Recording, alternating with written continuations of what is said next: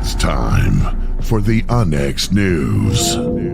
Extraterrestrials, time anomalies, dimensions, remote viewing, UFOs, UAPs, and USOs, ghostly encounters, abductions, Bigfoot, and more.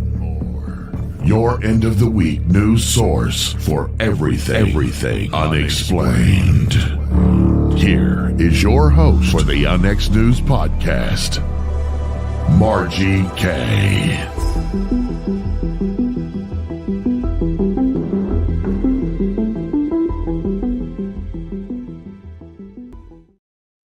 Good evening, everyone, and welcome to Unexplained News. I'm your host, Margie K., and we have a special 2-hour broadcast this evening. First up is Troy Taylor, and after at the top of the hour, then we're going to have Laura Eisenhower on our other channel. So we'll be checking out here, and we'll be checking in on the new one. So I'm sure you have the links already. And let's get to it. Troy Taylor is the author of more than 150 books on history, hauntings, true crime, the unexplained, and the supernatural in America. Troy is the founder of American Hauntings Ink, which offers books, events, and ghost tours. And he's the owner of the American Oddities Museum in Alton, Illinois. He's also the writer and co-host of the American Hauntings Podcast. He's appeared in numerous television shows and documentaries, and his book about the St. Louis exorcism of 1949 is currently under option to be turned into a film by a major production company. Welcome to the program, Troy. Well, thanks for having me on. Well, thank you so much. You're such a busy guy. I appreciate you taking some time out to talk to me for a little bit about you. And then, of course, the conference coming up. We will definitely get to that. But first, I always have to ask this question. How did you get started in the paranormal? Well, I think I guess the best way to say is I sort of grew up in it. My great granddad was a cop. He was an Irish immigrant who was a police officer. And when I was a kid, I got to spend quite a bit of time with him. And he would always tell me all his stories. And his stories were, a lot of stories you take with a grain of salt. But, there were always stories about, murders and probably things that 8-year-old kids probably shouldn't have heard, but he was always full of ghost stories because he would talk about ghosts that he'd encountered when he worked. He had a friend who was actually murdered in the line of duty, and he and a number of other cops in the town where I grew up used to talk about how they saw his ghost on a regular basis near where he died. And so I was just always interested in this kind of stuff. When I was in high school, I was always the kid that if you heard about a ghost story or a haunted place or something spooky, and I grew up in the 80s. So, there was all kinds of things going on everywhere back then. And people would always tell me their stories. And on Halloween night, I would take all my friends out and take them on a ghost tour, not knowing that, it would someday be my job. But this is really the only job I've ever had. And I like to say it's not a real job, but it's certainly fun.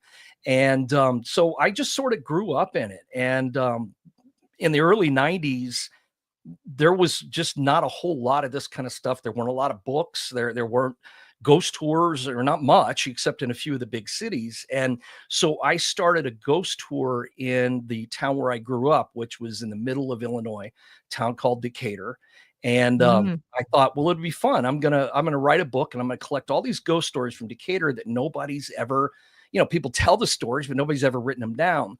And so I put a book together, and I had it. I always tell everybody it looked like it was printed in my garage, and it basically was. I took photos. I glued them into the paper, took them to an offset printer, had the books printed, and then sold 55,000 copies of it, which was a bit of a surprise. Yeah, I'm still a kid at this point, and so I got this book out, and I started doing a tour. A buddy of mine who passed away just a few months ago said, hey, you know what you ought to do? You got all these people who are excited about these places in your book.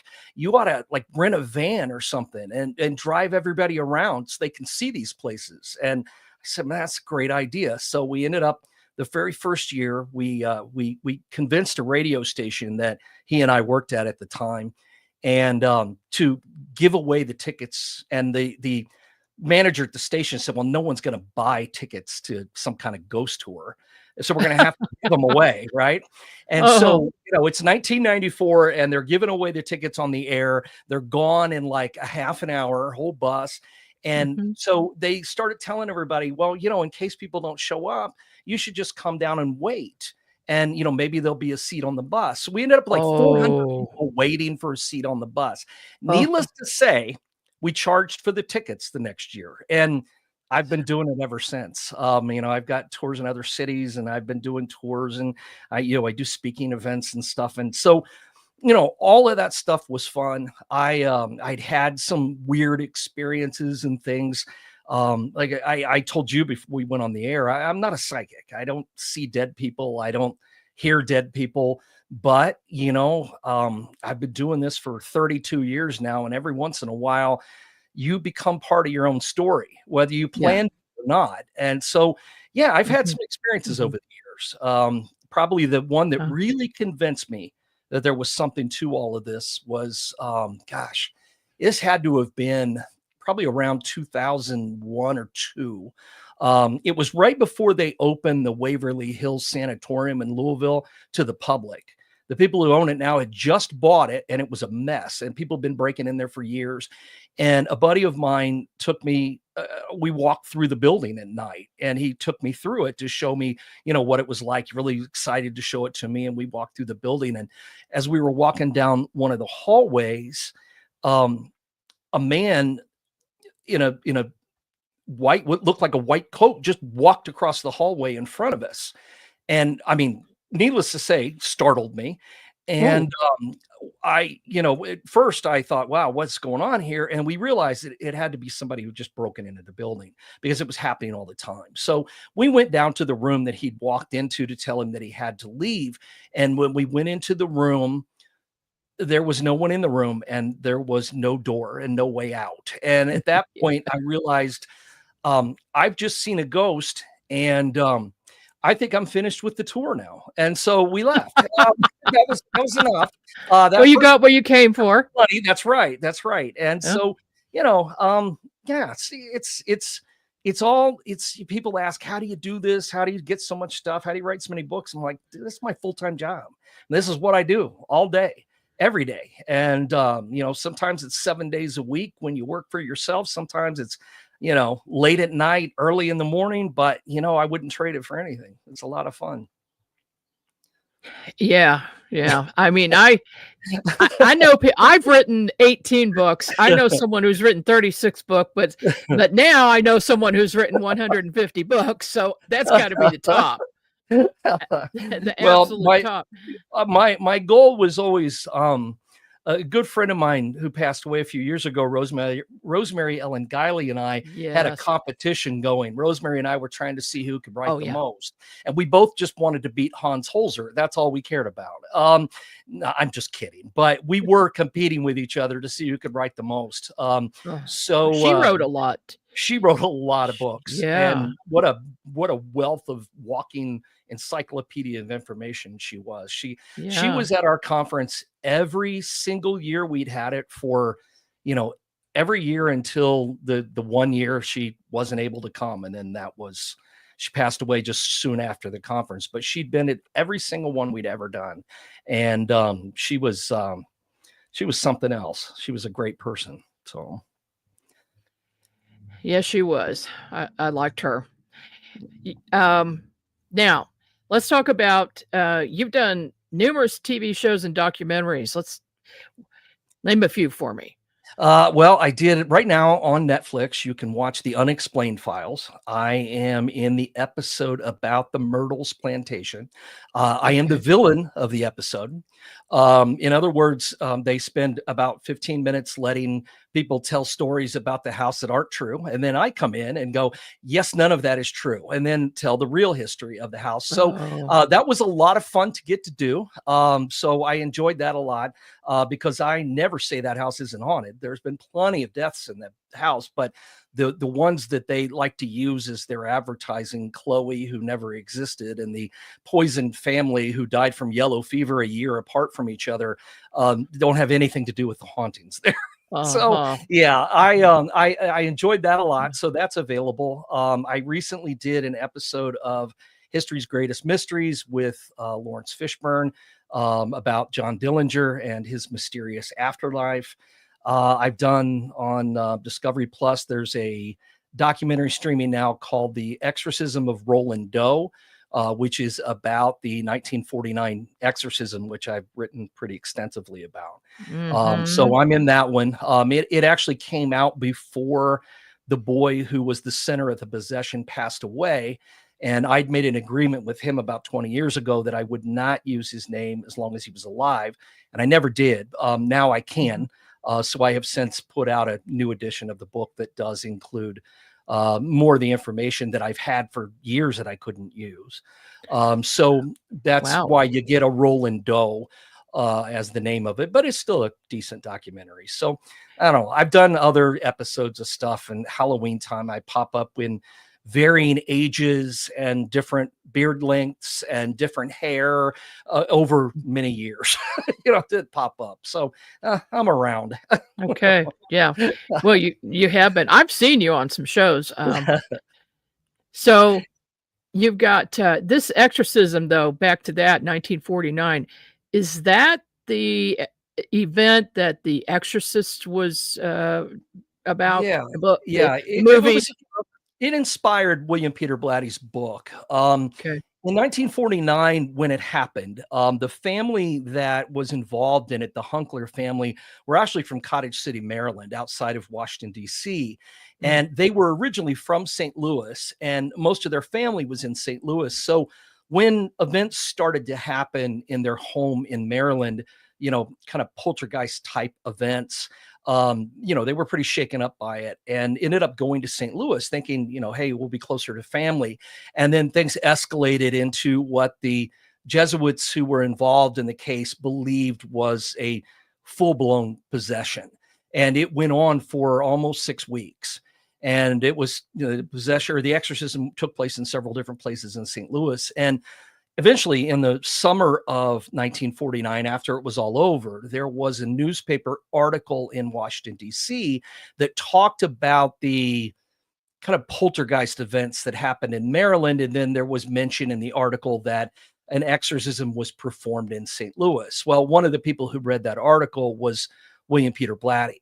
And he was at that time going to seminary school at Georgetown studying to be a priest, and was interested in the article, asked questions about it to his advisors, had heard there was a diary kept about the exorcism, but, it wasn't accessible to anybody. And the church had decided to kind of keep things quiet at that point. They didn't release Ronnie's name. Ronald was the boy. They didn't release his name or anything. And so he just sort of filed it away. And then, 20 years later, he's not a priest, he's a writer, and he decides to write this book about initially about a boy who was possessed. And he starts writing to one of the priests in St. Louis who was involved in the real case, who asked him to spare the embarrassment of the family. Could he make some changes to his manuscript and not talk about this being a young boy, because it would be, an embarrassment to the family and things. And so he changed it to a girl. And that's how we ended up with Reagan McNeil. And that was part of what inspired the Exorcist. Some of the wilder stuff came from another case that dated back to the 1920s, but this was the one that first got his attention and caused him to decide to write about an exorcism and a possession. And so, I've been talking about it for a while. It's one of those things that I got interested in the early 2000s and started doing research. And, living close to St. Louis as I do, it was easy in those days to, even then, before we had, the internet so widely at our fingertips, it was easy to do research because I was close by. Plus, it helped that everyone, or well, several of the people that were involved in the actual exorcism were still alive at this point. So I interviewed everyone who was still alive, including years later, interviewed an Alexian monk who was also involved in the exorcism at the St. Alexius Hospital in St. Louis. And I didn't know he existed. He was dying, and his family contacted me, and he wanted to tell his story. And so I went to see him in Milwaukee, and where he was retired, and got his story too. So there isn't anybody left now. Everybody's gone now that Ronald has since passed away. There isn't anyone left who was involved. So I, can't see me adding a whole lot to the story at this point, but it is an interesting story. Now, whether or not he was demonically possessed, I don't know. That's really my answer. I just present everything that I've got on the whole case, whether I'm doing it in a lecture or in my book. I give people all the information and all the facts, and I let people decide for themselves what they want to believe, because there are lots of possibilities. But I will say, whatever it was that happened to this family, it was so earth-shattering to them and so upsetting to them and so momentous that, 70 plus years later, we're still talking about it. So something happened to that family, no matter what you want to believe it was, something happened. So that's kind of where I leave things. So, well, we don't want to give away a lot of information because you've got this book coming up. But I will ask you this: did the young man involved, this Ronald? Yes. Did he ever experience anything like that again after that incident? No, and that's what's one of the things that's sort of interesting about it, because when people have tried to offer me alternative explanations, and I've searched for them myself, I just don't accept the fact. I don't just go, oh yeah, he must have been possessed. There are lots of possibilities. So I take the case to, I've talked to psychiatrists and psychologists and doctors just to get their opinion on it. And the interesting thing about it is a lot of people will say that it was probably some sort of mental disorder, or it was, something, childhood schizophrenia or something, but no one has an explanation as to how he was, magically cured, because it did go away. It stopped. And for the rest of his life, he never had anything like that ever happen to him again. It just came to an abrupt stop at the end of this exorcism. And again, nothing else.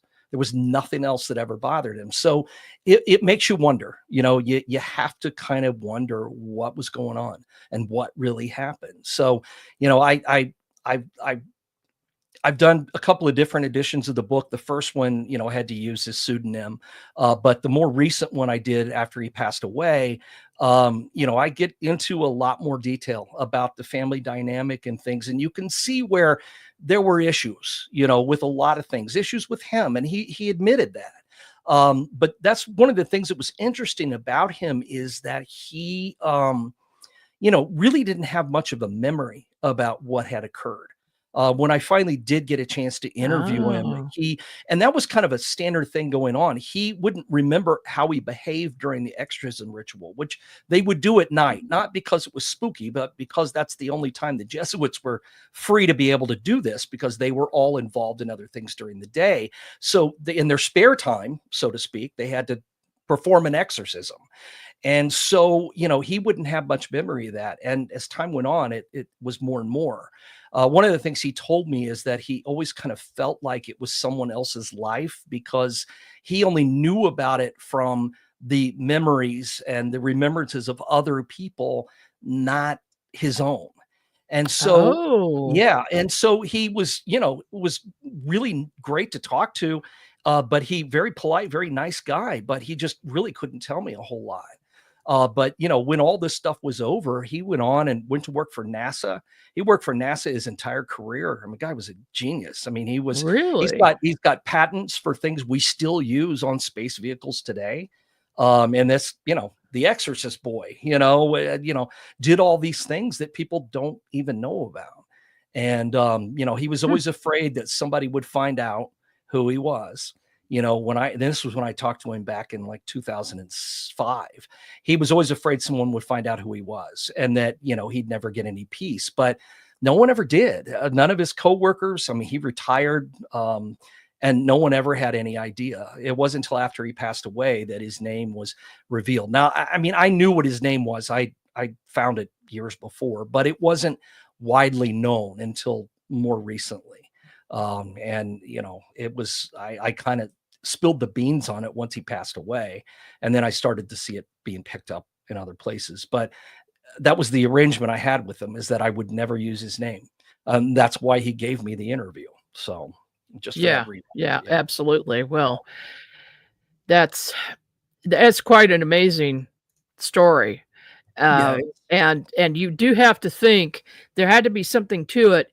If he was miraculously cured, he didn't have a memory of it, and then he went on with the normal life. Exactly. I mean, no medication, no anything. I mean, it wasn't treated in any way other than through, which, I mean, again, you could make a case for it being a psychosomatic thing, that maybe this exorcism jarred him out of it. But boy, when you hear some of the details and read some of the details that were chronicled in the diary, then in the the chronology of the exorcism that was kept by one of the priests, it doesn't sound like a standard just mental illness. Now, again, there's lots of different things that you can say about it, and lots of suggestions that have been made to me. And I've made some of my own, and it was religious hysteria, all kinds of things, but there's no way to know for sure. But I don't know. There's something about that whole thing that it's really hard to shake. It really is. So, yeah. So when I did the book, the book's called The Devil Came to St. Louis. And when I did the book, it was an exciting book for me. And then when I did the new edition, it was, I finally felt like I could tell the whole story, for the first time, which was kind of a relief, because I'd been keeping it for years at that point. So, Have you written any books about similar events with other people? Not like a full book like that one. I have written about other exorcisms, including some that, leave a lot of questions. There are some that probably the most famous one that most people know is the Anneliese Michel story from Germany. And that's the one that became the film, The Exorcism of Emily Rose. And that's a really sad story, because I don't think in any way, shape, or form was she possessed. I think she really was mentally ill and was untreated for more than a year while undergoing this brutal exorcism. And I really think that her mental illness is what killed her. That's the only time that I've ever heard of someone just dying because of it, because of an exorcism. But I've written about others, but the one from St. Louis is the one I've talked about the most, I guess. What are some of your other more recent books? I've done a lot of different things. I vary all over the place. I write what I'm just most interested in. I did a book about late last year. I did a book about circuses and sideshows and freak shows and the ghost stories that kind of go along with some of those. It's the biggest book I've ever written, and I had to make myself stop. It was kind of wow. I had uncles who were in the carnival business when I was a kid. So I love that stuff. It's one of the reasons that I opened the museum, is because of collecting all these weird things over the years, and I've never had a place to display them. And now I do. But so I got excited about it because I just love that kind of thing. So that book was a lot of fun to write. I've done a lot of different things. I've written about, cults and religious groups, and lots of books on hauntings and the Bell Witch and cursed, music stories, the Donner Party, you could probably name a lot of things, and I've probably written about it. But I've got a list. I'll never stop. Well, for one thing, I can't retire, but I wouldn't want to anyway. What would I do with myself? I have absolutely no idea. Oh, yeah. I've got a constant list of things that will always be ongoing. So, yeah. Well, one of the places I was just investigating was Pythian Castle in Missouri. Springfield. Have you been there? Yeah, years ago. I haven't been there recently. I was just talking to somebody about it recently, and I need to get back down there. But this has been a long time since I've been. But that's a neat place. Yeah. Do you remember if did you have any experiences or Well, paranormal? no, I didn't. Not that time. Which I've been to. I can't think of any prisons or big buildings like that. I probably haven't been to at this point. I mean, I've had experiences at a lot of different places, and I didn't have anything at that one, which is a reason why it'd be fun to go back, because I, always hope for one. Yeah. Yeah. Yeah. Yeah. I'm How planning about on you? going I back mean, too. when you were there, how was it? I mean, dude, Well, anything? I didn't know. I didn't really feel like the stories that were being told were 100% accurate, Oh, although I yeah, have no way, of course, of checking that. sure, sure. There was only one place where I felt the dark energy, and that was in the basement. The Oh, rest yeah, of it, just nothing an was old going building. on. Yeah, Yeah, yeah, yeah, yeah. but Yeah, it's a cool place. yeah, It's yeah, huge. and It's like 53 rooms. yeah, yeah. I can Mhm. think of times and places I've been that, I'll have an experience once and I'll go back and nothing happens and it feels like the place is just completely empty. And I don't Yeah, think you have to be a psychic to get a feeling about stuff like that. Because I can remember times going to like the Ohio State Reformatory in Mansfield, Ohio, and having experiences there, and then going the next time, and it just feels like the place is just a big empty building. yeah, they do. And it's that's happened to me quite a few places over the years. So that's why I always tell people, don't just go once, because you just never know, what the That's next true. time will be. Okay, well, we are going to take a short break, and we'll be back right after these messages.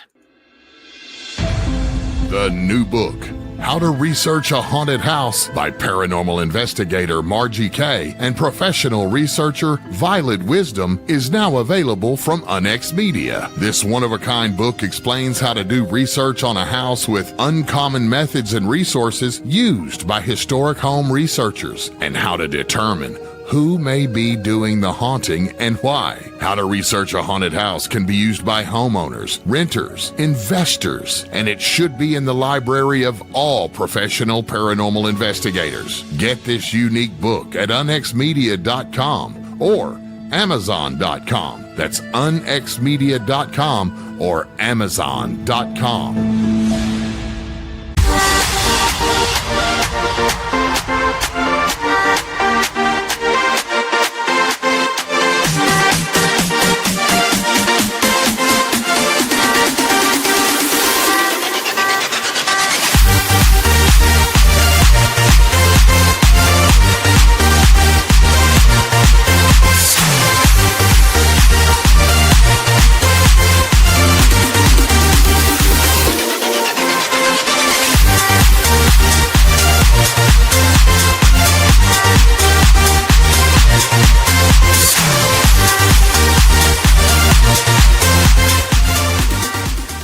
Don't miss the supernatural event of 2025, the biggest, best, and original ghost conference in America returns June the 26th through the 29th in Alton, Illinois. The Haunted America Conference returns to one of the most haunted small towns in all of America for our 28th annual event. Join us for new and returning speakers on ghosts, hauntings, the paranormal, and the unexplained. Plus, how-to workshops, question and answer sessions, special events, haunted tours, and much more. The Haunted America Conference is always the most fun you'll have at a paranormal event. We look forward to seeing you in June 2025. You won't be sorry that you've come to help us celebrate 28 years. Visit ghostconference.net to register today. That's ghostconference.net. And we're back. This is the next news, and I'm Margie K. My guest this evening is Troy Taylor. That last little message we had is about your conference coming up, Yep. Troy. Yep. Tell us about that. Well, the Haunted America Conference was actually the first ghost conference in the country. I just thought it would be fun. It was, again, kind of how I mixed up in all these things. Back in 1997, or I guess 96, a friend of mine had gone to a Sherlock Holmes conference and told me about it. And I said, well, why couldn't we do something like that for people who like ghost stuff? And so we decided to do it. And at the time, I lived in Decatur, Illinois, and we wrangled an old haunted theater in town for this conference. And I had an acquaintance who worked at the local newspaper, and he wrote up a tiny little article about it. But he thought because he thought it sounded ridiculous. And he, again, with that whole, no one's going to want to do that kind of thing. And so he put it out on the UP wire just for the heck of it. And so I spent the last week before the conference every day from about 6 a.m. to about 5 in the afternoon, taking phone calls from radio stations all over the country who were, mostly just laughing about a bunch of people talking about ghosts getting together to talk about ghosts. And it was fun. And so I just decided to keep doing this. So now 28 years later, here we still are. We haven't missed a year yet, except for during the pandemic. We had to skip 2020. But other than that, we've been doing it every year. And it's a lot of fun. We like to call it like paranormal summer camp, because it's a chance for people to get together for a weekend and just hang out, with people who are similar minded. We have a no politics rule. You don't get to talk about anything like that. It all has to be, everybody just gets together and has fun. And, it's gone from having, 100 people to about 500 people. And, it's not a convention. There's nobody just sitting at tables signing headshots. It's a speaker-based conference. We've got a set schedule. You can see everything, every speaker. You don't have to miss anybody because you're doing something else. And then we do a lot of after-hour events, and then you kind of have to choose. But during the 2 days of the conference, you get to see every speaker, and we try to come up with a variety of people. It's mostly authors. I always try to go with people who really have something to say. And it's a blast. It's really a lot of fun. And I look forward to it every year, because these are people that I may only get to see once a year. So the fact that I get to see them, at all is a delight. And when somebody's not there, you notice, even with all the people that are there, you're like, where's so-and-so? They didn't make it this year. And that's how it's become after all this time. So yeah, it's a lot of fun. And, we've got, we always have a good turnout. We always try to do a lot of things that we can offer to people to do, after the conference is done for the day. It doesn't have to end. We've got ghost hunts and ghost tours and, workshops, lots of how-to workshops and things. So I try to make it entertaining, but educational too. And I think that's kind of been the key as to why we've been able to do it for so long. And it just sort of has just kind of continued to, keep going after all this time. I get so many people that want to be speakers, and it's like, you can't have them all, because we don't have 10 things going at the same time. I don't want to do it that way. Yeah. I don't like the oversized conferences where you have to pick from 3 or 4 or 5 different speakers who are talking at the same time. Make it smaller, make it accessible. I really like your format.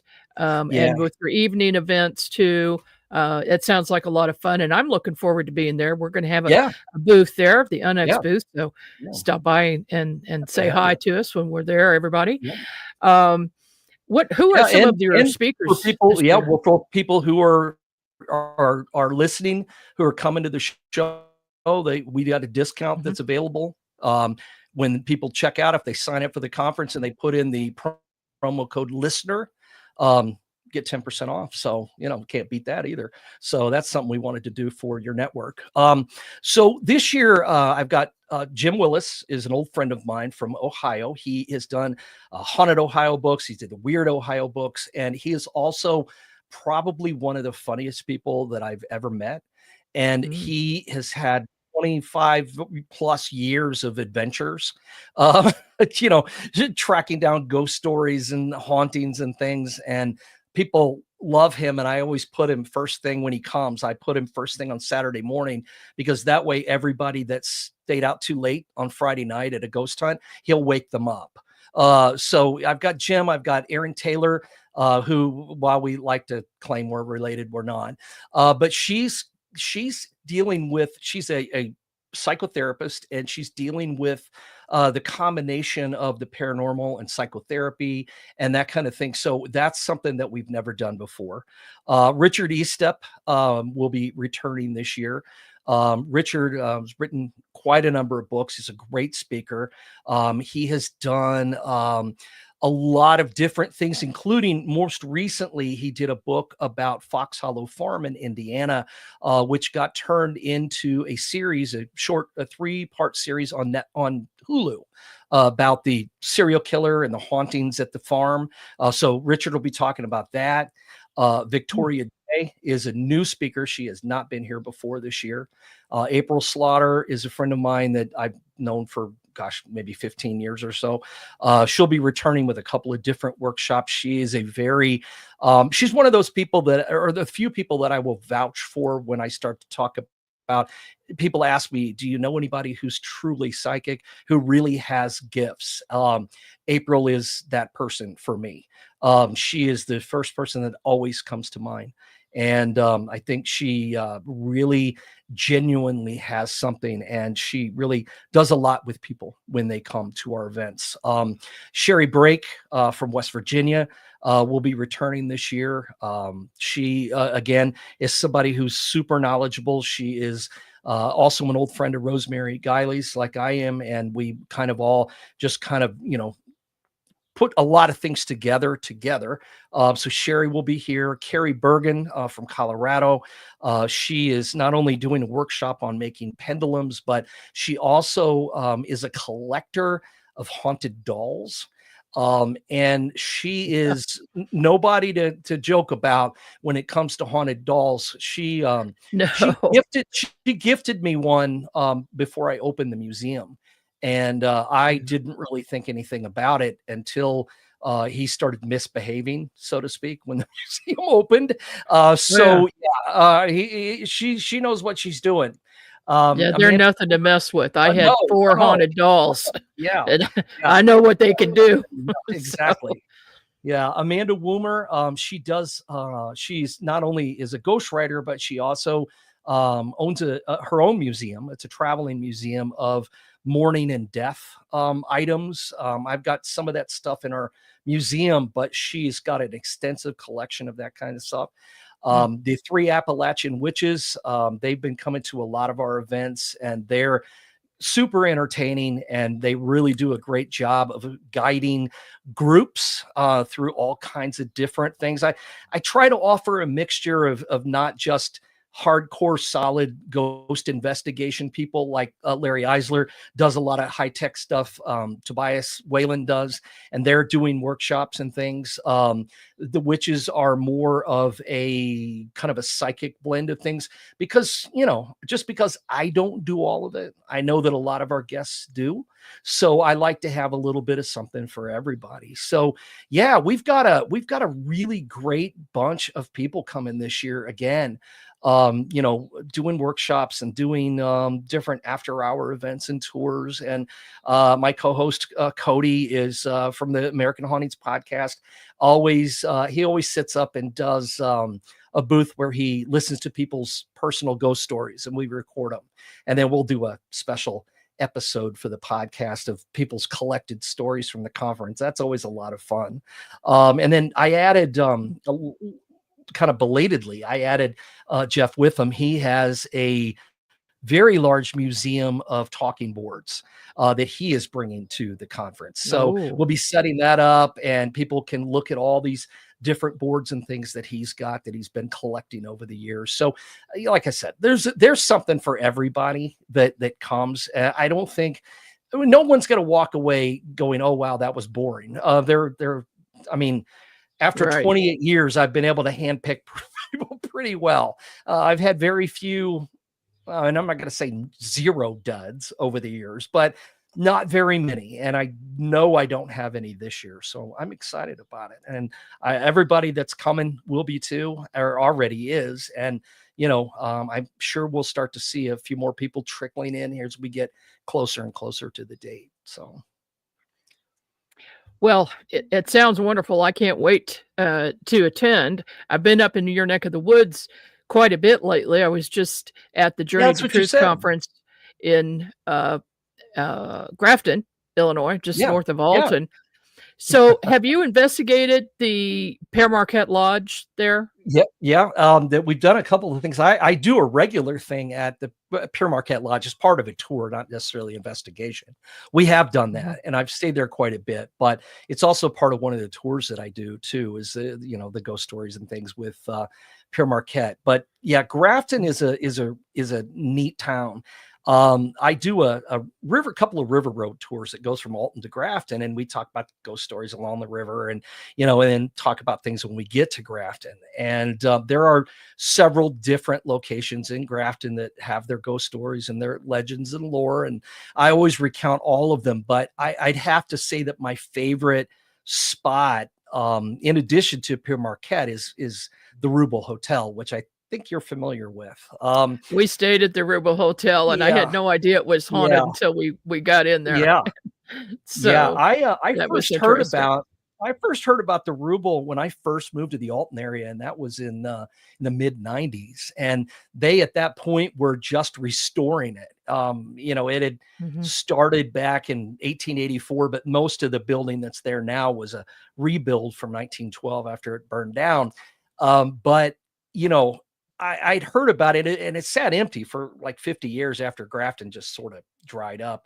No more riverboats. The railroad left. There was just nothing to bring anybody there. And the river road hadn't been built yet. So when I first heard about it and they were talking about it being haunted, I will confess that I just automatically assumed that, it's just a little hotel and they've got a ghost story, and that's, might lure some people in, even though that was kind of early on in paranormal travel at the time. But I never really thought much about it. And when people would ask me, oh, is there any place haunted to stay? I would just sort of laugh and I go, well, the Rubel Hotel is supposed to be haunted. That might be a place that you'd enjoy. And it is a neat place. And a few years ago, I was coming back from an event, and I at the time was living in Central Illinois.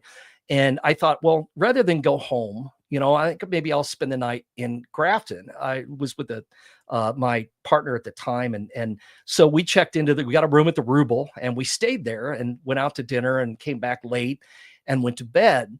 Now, what a lot of people probably listening don't know is that the Rubel is supposed to be haunted by a ghostly little girl named Abigail.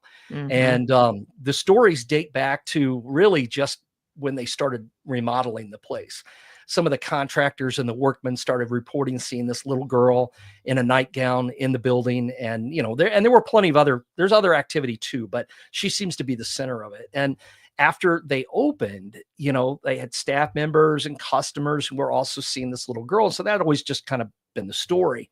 So we had returned to our room at the end of the night and had gone to bed. And both of us woke up, not realizing the other one was awake, about 2 a.m. because we heard what sounded like a small child crying in the hallway outside our room.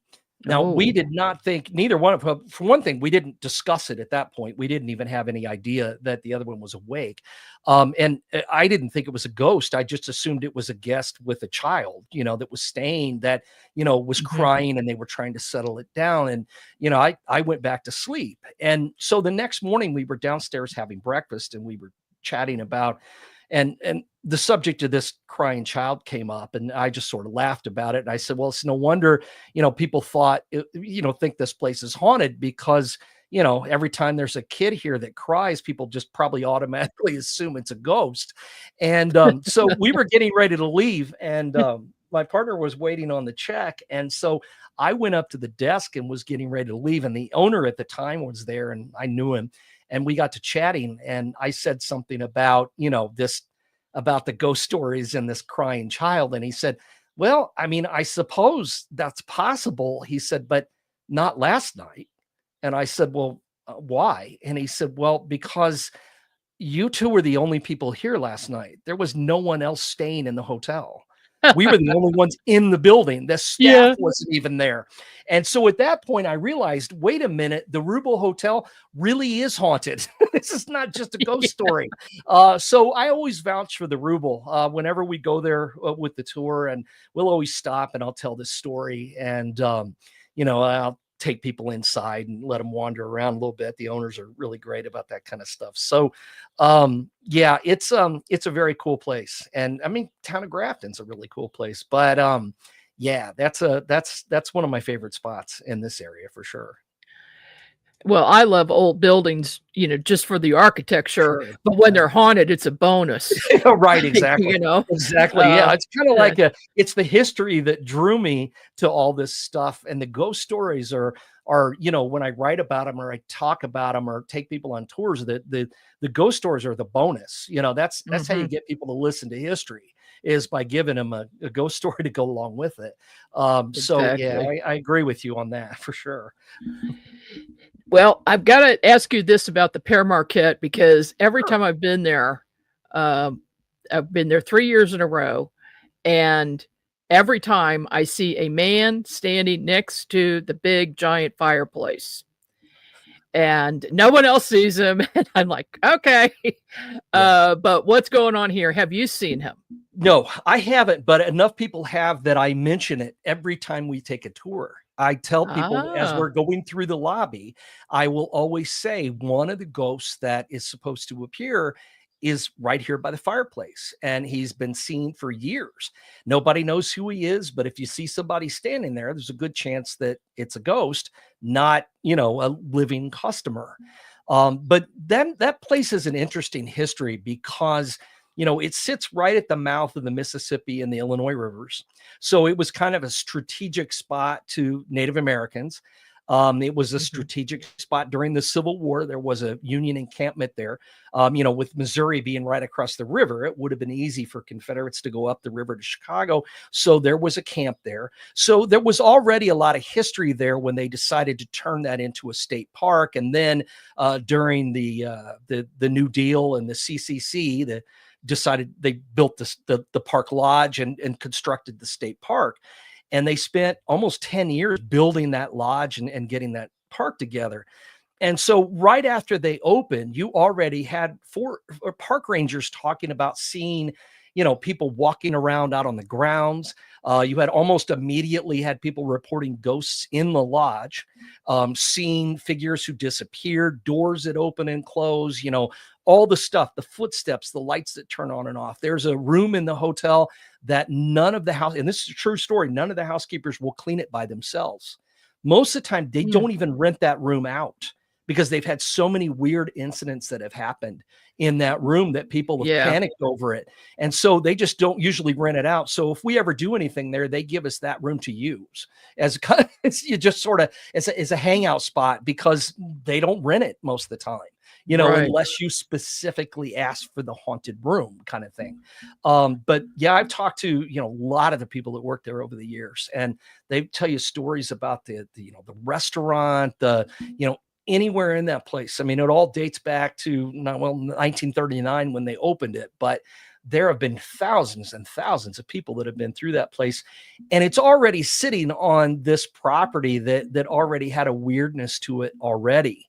And I know it's an old trope about, Indian burial grounds, but there really are Indian burial grounds on the property. In fact, the swimming pool, when they added the new wing in the 60s, where the swimming pool sits was actually a burial ground. When they excavated it, they had to move all the bones that were there into another location. So the fact that people talk about, odd things happening in what appears to be now a remodeled, almost brand new looking swimming pool. You wonder how it was haunted. Well, that might have something to do with it. That was quite a disturbance that happened. So yeah, the Père Marquette is a great location for anything. It's another one of those spots I recommend to people as a great place to stay. And, like I said, we do a lot of events with them, and they got great food. That's for sure. 'Cause I do a dinner tour So, we'll stop and have dinner at Fair Marquette before we continue the tour. So it's a lot of fun. So. Oh yeah, give people a chance to get the feeling of the place. Exactly. Because it is unique. Yeah. There, Oh yeah, for sure. As you're driving on the grounds, you could just feel the shifted energy about the place. Yeah. Now, we've had some other experiences there with Sasquatch sightings and UFOs right overhead. It's an odd, I mean, it's that junction of the river, I think, has a lot to do with all of it. Not only do you have all the history from around the area when it comes to the ghost stories, but I think the junction of the river and all that energy probably attracts a lot of things. There's also, did you know that there's a Nike missile base there on the property hidden away? I heard. Yeah, it's kind of in the back part. You can hike back there as part of the trails. So at one time, there was a lot more activity there than there even is today. So it's not surprising, that you get a lot of stuff. And as far as Bigfoot sightings and things go, I mean, there is a lot of property right around our area and along the river road that is just dense forest. It's largely untouched, and all these springs and caves and, secret paths. And it's a really mysterious area. I always invite people to come. It's a part of Illinois that most people don't even know exists, and it's really close to St. Louis. I didn't until I went there. Started coming to that. But as soon as I saw it, I was with a friend of mine and I said, this is very squatchy. Right. It looks very squatchy. So, oh gosh, we got people in the chat making some comments. Just popped up. Yeah. There you go. You need to do a Sasquatch beer tour. Yeah, there you go. Sit out in the woods. Eventually you'll see anything, so. Right. And plus all those bars in Grafton. Oh my goodness. Well, there is that. Yeah, there's a lot of that in Grafton too. That's never going to run dry. That's for sure. So. Yeah, I don't think so. I think they've got partying all summer. Yeah. As we were leaving, the bikers were coming in. Oh yeah. So. Yeah. All summer long. Yeah. That's pretty standard. So yeah, it's a very unique place. It is. Oh goodness. Well, we've just got a few more minutes, so I'm going to ask you, of all the places you're taking tours, where you take your tours, which one is the most haunted? Well, the most haunted location, I think, as far as the tours go, is the same building where we have our museum, which is the Mineral Springs in Alton. The Mineral Springs was built literally on top of a natural spring that was excavated when they were building it back in 1914, not to be a hotel. It was supposed to be actually an ice manufacturing plant. And then, not knowing what to do with it, they ended up turning it into a hotel because the water had a very high sulfur content, when spas were all the thing in the early 1900s. So they built this luxury hotel, which endured for years, didn't close down until 1971. Now the Springs closed long before that, but the hotel finally closed, sat empty for a while, reopened, and it has had ghost stories told about it for years. It was one of the first places that I got interested in back in the 90s, exploring it and chronicling all the ghost stories and digging through all the research and finding all the people who died and committed suicide there. And, we've got resident ghosts, that have been around for a while. It's a very unique place. It's a very interesting place. And I always encourage people to, if they get a chance, to stop in and see it, whether they go to the museum or not. The Mineral Springs itself is worth seeing. And, it's a kind of a faded glory kind of spot. It's definitely not in its heyday these days, but it's still a really cool place. And it's got a heck of an atmosphere to it. You could kind of, again, like you were saying, you could kind of feel it when you go in. There's something to it. So yeah, I always try to send people there, or to, the McPike Mansion in town. There's some really cool haunted places in Alton for sure. Okay. Well, I'm looking forward to attending the conference. Yeah. And so listeners, if you will use promo code LISTENER, you will get a 10% discount off tickets at the Haunted America conference. And the website is ghostconference.net, or you can also go to AmericanHauntings.net to see everything that Troy's got going on. You're a busy guy, Troy, and thank you so much for spending the evening with us. Yeah, thanks a lot. Thanks for having me, and I'll see you at the end of June. Okay, will do.